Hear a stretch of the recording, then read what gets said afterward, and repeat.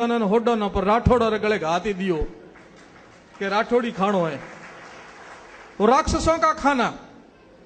आपकी मति मारी कैसी जाए, आपको मलिन कैसे किया जाए, इनको राक्षस बना दो, मांस खाना सिखा दो, ये लड़ने लायक नहीं रहेंगे और फिर आक्रमण करेंगे। ये हमारी औलादें बन करके हमारे साथ में खड़ी रही।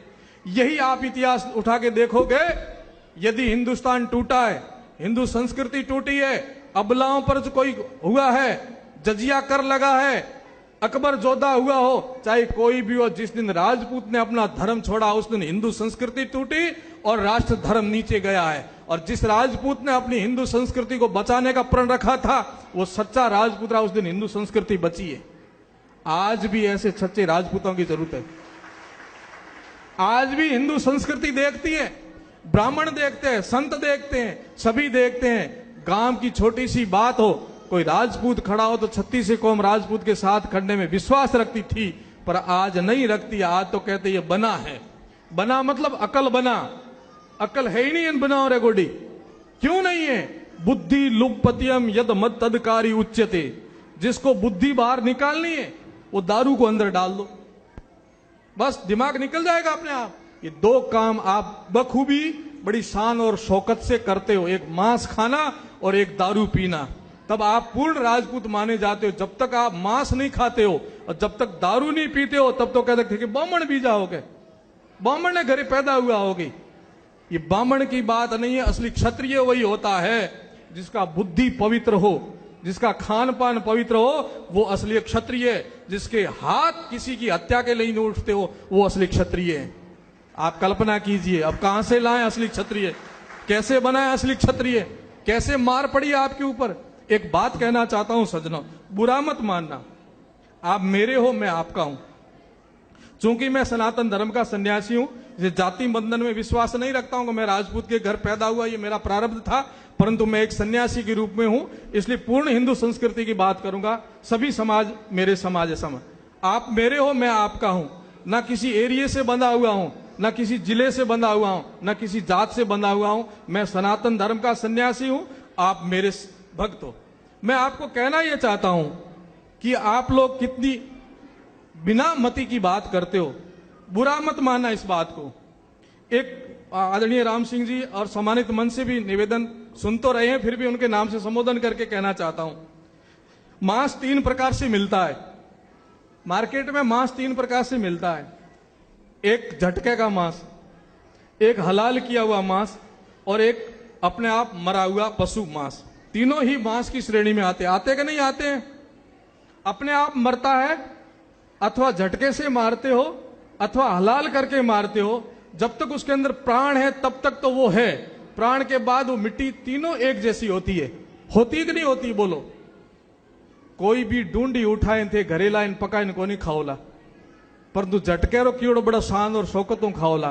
फर्क क्या आप बताओ मुझे? वो भी ढूंढी वो भी ढूंढी है, ढूंढी वो भी ढूंढी कहलाई जाएगी, परंतु आपने भ्रम में रख करके आपको कि वो तो झटकेर हो, ढूंढी कौन लावे घरे, ढूंढी तो बगी उठाए, वो भी ढूंढी वो भी ढूंढी है। और बहुत मुझे शर्म के साथ कहना पड़ता है कि हमारी राजपूतों के जिस विद्यालय में बच्चे पढ़ते हैं, राम सिंह जी, आदरणीय राम सिंह जी सम्मानित मंच, जिस पर गर्व है कि यहां राजपूतों के बच्चे पढ़ते हैं इस स्कूल के अंदर, उस मैनेजमेंट कमेटी ने एक निर्णय लिया, आपको सुनाना चाहूंगा।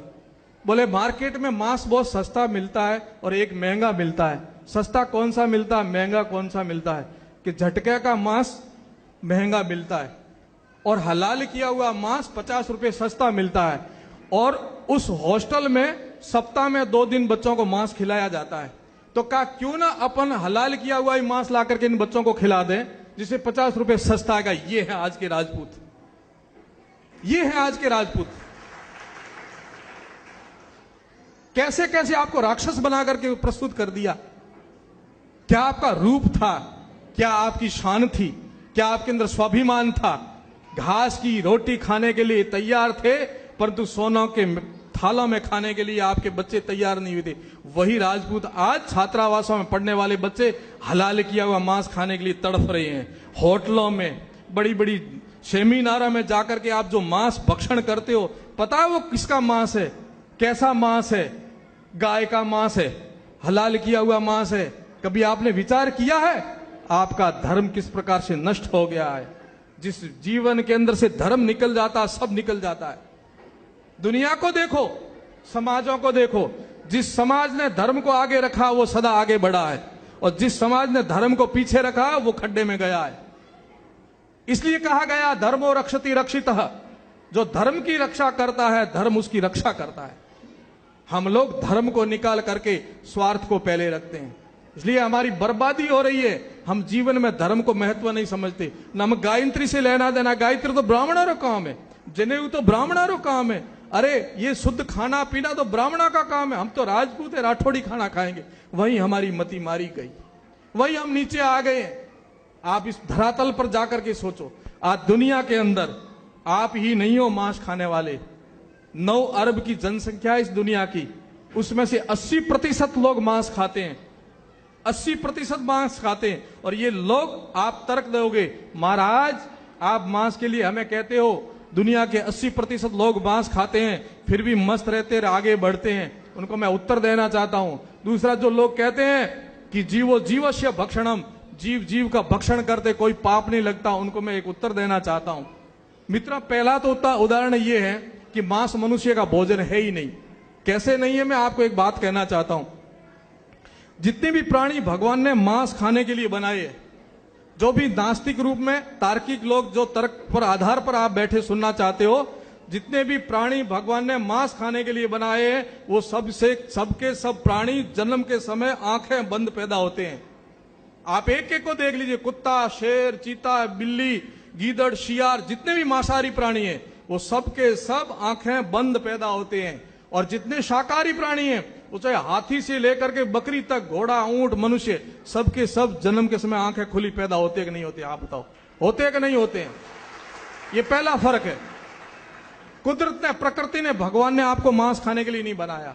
दूसरा उदाहरण, जितने भी मांसाहारी प्राणी हैं वो सब के सब तीखे दांत लेके पैदा होते हैं, तीखे दांत होते हैं उनके। और जितने शाकाहारी प्राणी हैं उनके किसी के तीखे दांत नहीं होते हैं। जितने मांसाहारी प्राणी उन सबके नाखून भी तीखे होते हैं। कुत्ता, शेर, चीता, बिल्ली, सबके तीखे नाखून होंगे। और जितने भी शाकाहारी है, आपके मेरे देख लो चपटे हैं, घोड़े के चपटे, ऊंट के चपटे, बकरी के चपटे, भेड़ के चपटे, जितने शाकाहारी प्राणी हैं सबके नाखून चपटे होंगे। और जितने मांसाहारी प्राणी हैं वे सब जीभ से पानी पीते हैं, जीभ से। लकल आपने देखा होगा ना, जीभ से पानी पीते। और जितने शाकाहारी प्राणी हैं सब होठों से पानी पीते हैं। जितने मांसाहारी प्राणी हैं उनकी सबकी जठराग्नि अलग है, वो सीधा मांस अंदर पचा सकते हैं। और हम, आप लोग, जो लोग मांस खाते हैं, वे लोग सीधा मांस खा नहीं सकते, मर जाओगे। आपको कोई न कोई संसाधन लेना पड़ता है। इसलिए कुदरत ने, प्रकृति ने आपको मांस खाने के लिए बनाया भी नहीं, फिर भी आप उस जमात में जा रहे हो। थोड़ा विचार करो। और दूसरा, पाप कैसा करते हो आप?